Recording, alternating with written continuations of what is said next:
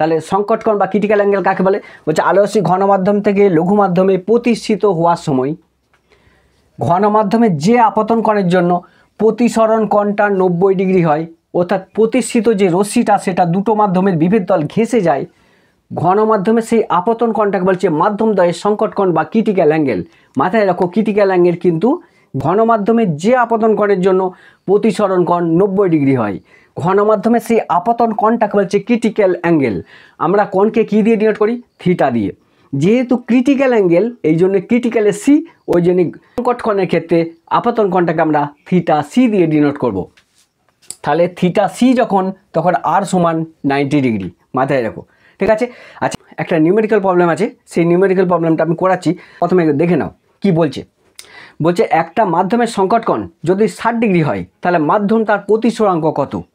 যে প্রতিসরাঙ্ক এবং সংকট কোণ এই দুটোর মধ্যে একটা রিলেশন আছে, সেই রিলেশনটা কি? বলছে সংকট কোণ যদি থিটা সি হয় এবং প্রতিসরাঙ্ক যদি মিউ হয়, তাহলে সাইন থিটা সি সমান 1/μ। এটা হচ্ছে রিলেশন।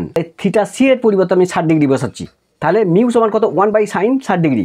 সাইন 60 ডিগ্রি মান কত? √3/2। তাহলে মানটা বসিয়েছি এখানে √3/2। তাহলে ক্যালকুলেশন করে যেটা পেলাম সেটা হচ্ছে মিউ সমান 2/√3। অর্থাৎ একটা মাধ্যমের সংকট কোণ 60 ডিগ্রি যদি হয়, মাধ্যমটার প্রতিসরাঙ্ক কত হবে?